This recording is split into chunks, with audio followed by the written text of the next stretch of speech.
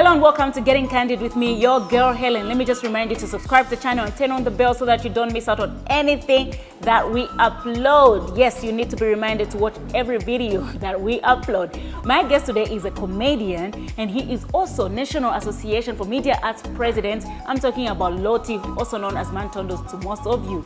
Let's get chatting with him on the other side.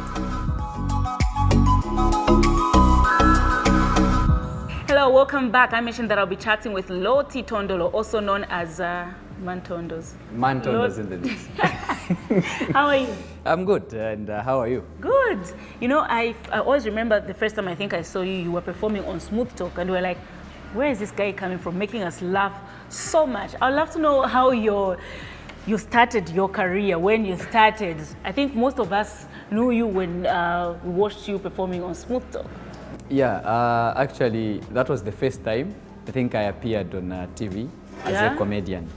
But of course, before that, I've got a story to tell. They call it 1,000 hours or days before you become a celebrity. Yeah. What took place before I became who I am today. Yeah. So it's a journey which started way back in 2007 when I was in grade 11. I featured in a production called Iria Chitretiko Ensemble by Movie TV. Yeah. Of course, I had to go through auditions.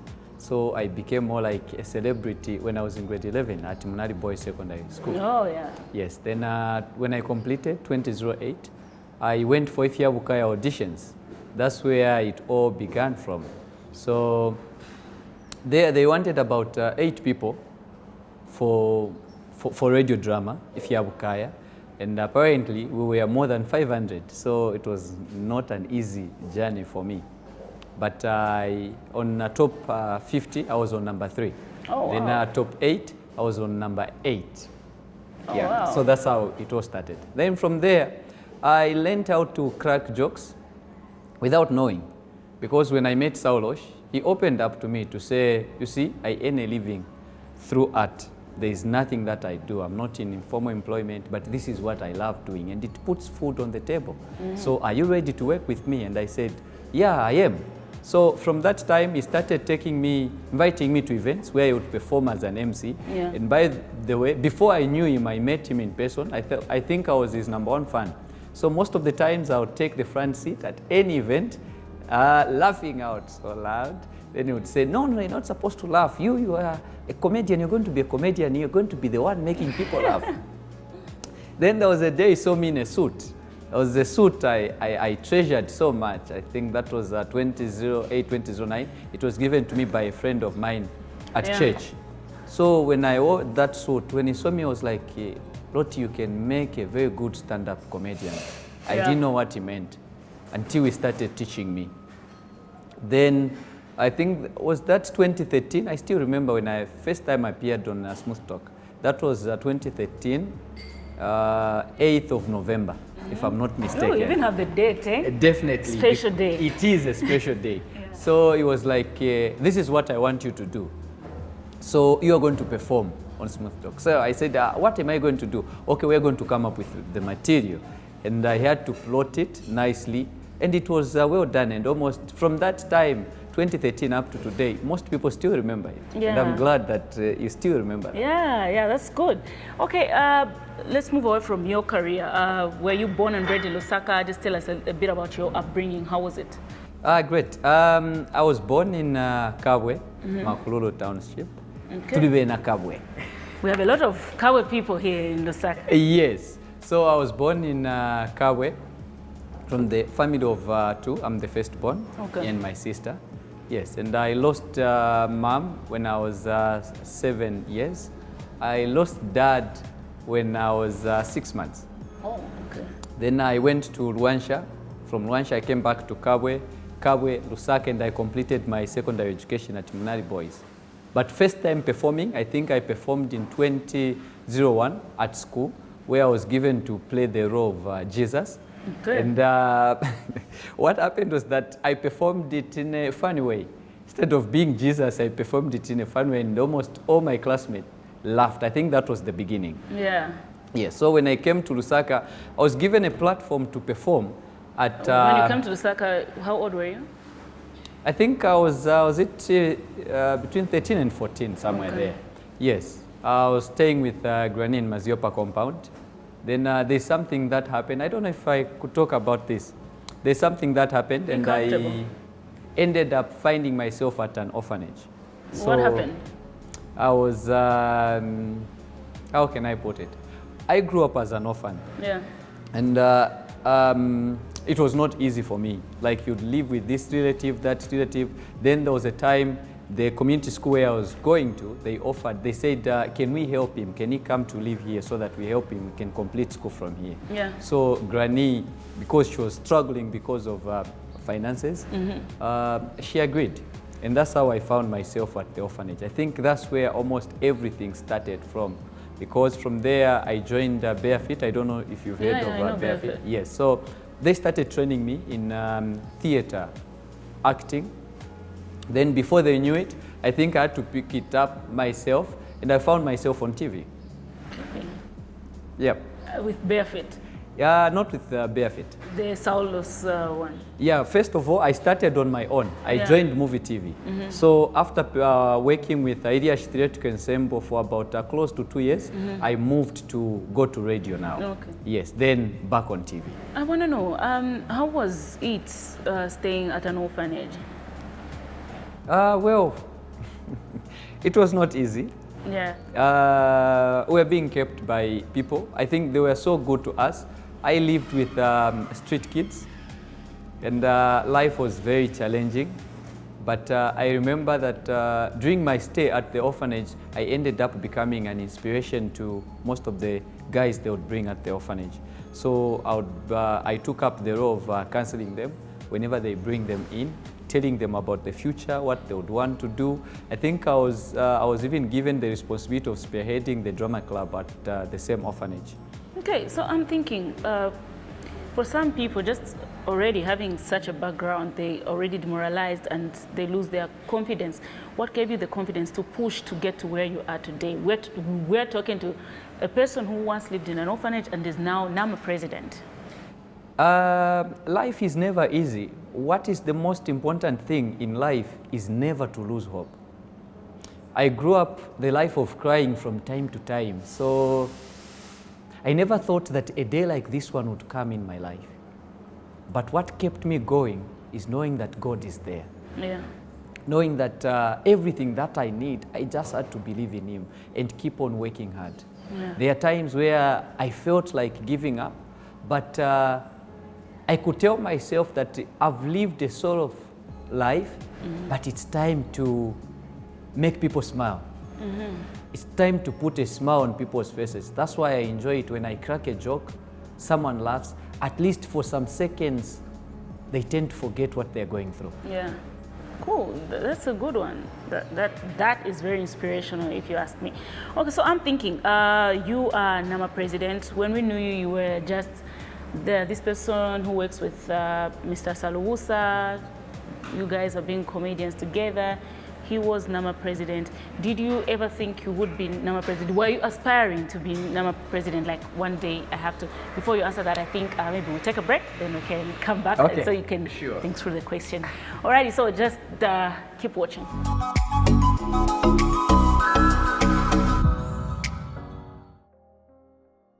Welcome back. So I'm still with Lottie. Just I was asking you if you were aspiring, like you thought one day you have to be president, NAMA president. That never crossed my mind. I remember the time Saulos contested to be the NAMA president. I remember the challenges that he went through because the AGM was moved from Lusaka to the Copper Belt because I don't know, by then, the current NAMA president, you know how politics are. Yeah.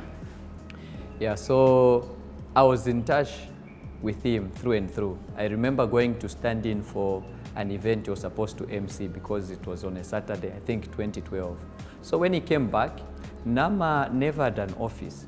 So NAMA was squatting at his office by then at Findeco House, 18th floor. So most of the times you'd find that people were never in the office.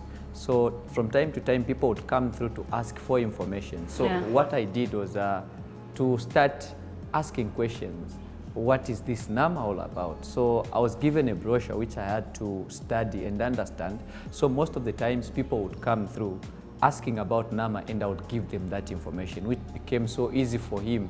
Even if when he's not around, the SG or the public secretary are not around, I would be there to give the information they needed. Then in 2015, he stood for the second term and I went for NAMA Treasurer General, of which I went through, I think, as an opposed, because the NAMA membership, those who were present at the AGM, I think they had seen how hardworking I am. So they voted for me. Then from that time, I think it started ringing 3 months before the AGM.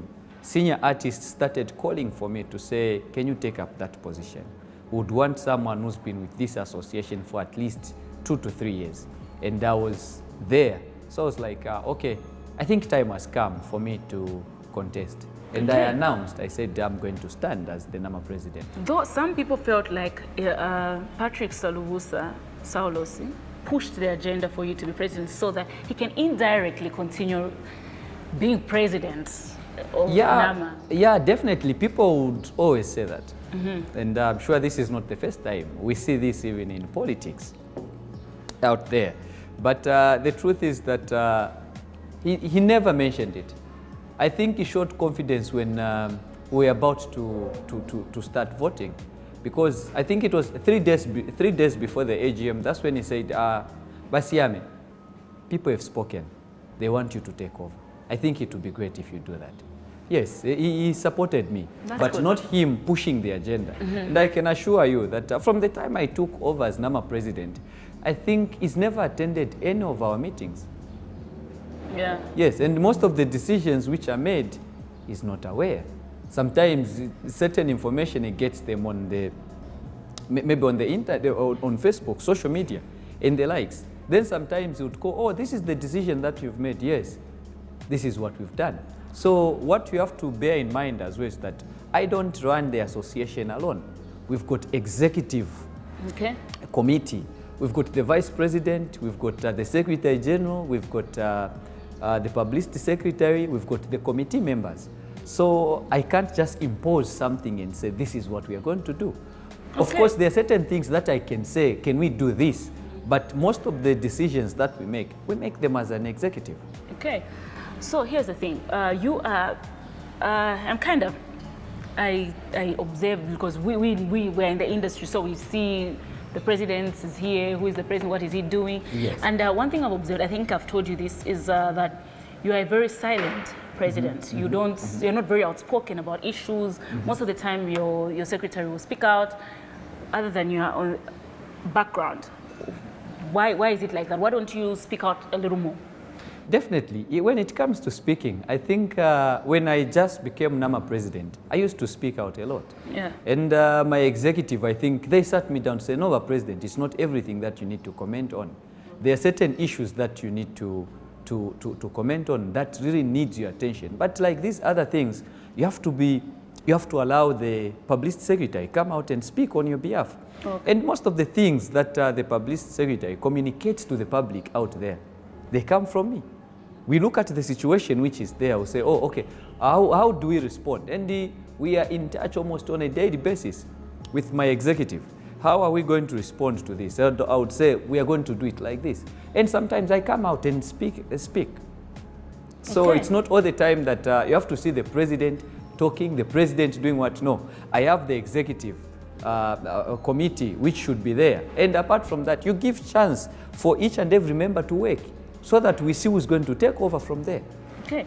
What has been, when did you take over? Is it last day? 2018, 28th July. What has been the biggest challenge that you have faced as president so far? I think the greatest challenge, it's how to unite the industry. As at now, the industry is not united. I guess it is one of the contributing factor to why our industry is lagging behind. Okay. We are more like, we are all politicians, and I would just want to side with whoever comes into power. If I'm not in good boots with you when you become the NAMA president, that means I'm not going to support you. Oh. That's why you could see that as at now, at the moment, I think there are so many groupings in our industry. If I were to ask you how many associations do you know, you're going to mention more than 5. Yeah. Already in the film makers alone, they've got different kinds of association. Instead of coming together as one and support one association and grow the industry, we don't want to do that. What are you guys doing about it? Hoping by the time your term is coming to an end, there's progress in terms of how people can work together. Definitely. I think that has been the struggle from all the previous, from all the past presidents. But I think from the time I took over, I think we've tried our level best. Yeah. Where when we have got a program here in Lusaka, we incorporate other members from almost all the provinces. And I think we are the first association to have an active WhatsApp group for all the provincial coordinators. Okay. So we are in touch with them. We know what is happening in each and every province. And then we are the first association to ever introduce NAMA identity cards, membership cards for all our members. Mm-hmm. Definitely. So that is what we are currently doing. Okay. What else would you say? When is the term coming to an end? My term is coming to an end next year in Would you want July. to stand again? Would you want to continue being NAMA president? No. I think what I've done is enough. What's the biggest achievement that you can say, okay, this, I'm proud that even as we're going to an end, this, me and my regime have done this? Yeah, so number one, it's the issue of the introduction of a NAMA membership cards, because it has been very difficult for most of our members, I think, to find access, especially when they are fuming. Yeah. But with a card and the letters that we do for them, it has been so easy. Then number two, it's the issue of provincial coordinators. I think we've been very inclusive when it comes to membership in all the provinces. And we are the first executive to hold the first ever NAMA Recognition Awards, where we said, let us recognize people who've been there in the industry, those who are gone and those who are still alive. Because many other times that you find that we celebrate people when they are normal. Yeah. That's what we are good at, mostly. But this time around, we said, can we do something which at least will make these guys who are legends, living legends, proud? Yeah. And we went ahead and had those awards. Okay. You've reminded me. So are you going to have those even this year, though? Yeah, we are likely to have them. And ZAFTA awards? We are likely to have them as well. Okay, I know there's COVID and maybe, but if say things get back, because things are slowly getting back to normal, yeah, it's a possibility that we may have both awards. Yes, definitely. If we don't have the awards this year, we are likely to have them either February or March. Okay. Yes. What happened to the ZAFTAs last year? It was, I would say, political. In the last minute, I think we had organized almost everything. I think it was 30 days before the awards night. And the main sponsor pulled out. Okay. And we had no option but to cancel the awards, because the budget was so huge, we couldn't manage on our own. Looking at the money that we had and the money that the sponsor had put in, there was a huge difference. Okay. And again, the blame goes back to our filmmakers. Wow, okay. Yeah. What would you say, what would you advise the incoming president? Number one is to be inclusive and to know what you want to achieve, and don't listen to every Jim and Jack. Okay. Because usually people would not want to affiliate as at now. Mm-hmm. They would only want to affiliate when you've got something they can benefit from. So when you have awards, that's when people affiliate. When there are no awards, people not talk about affiliation. So with this Presidential Empowerment Fund to the artists, there's one of the requirements for someone to qualify to get a loan. They have to be a NAMA paid up member. If you may be aware that the National Arts Council is made of 8 associations that represents all the artists, different art disciplines in the country. So for filmmakers, it's National Association of Media Arts. Then for visual artists, it's VAC. It's VAC. Then we also have NATAS and the likes. Okay, so quick one. Do you think being president impacted your career positively or negatively? I would Aside say, from, because you are a host, you're an actor, how did it affect that side? somehow I would say positive, some I would say negative. Because before I became NAMA president, I think there are a lot of things that I used to do. I was free to go on social media. I can crack a joke, I can do what. But this time around, I think if you've been following my page, I've done one or two with a lot of criticism from my executive committee. Okay. Yes, no, President, you can't do this. I asked this deliberately because I think I've noticed that you kind of laid back. Definitely. From everything that you used to do Yes, before you became president.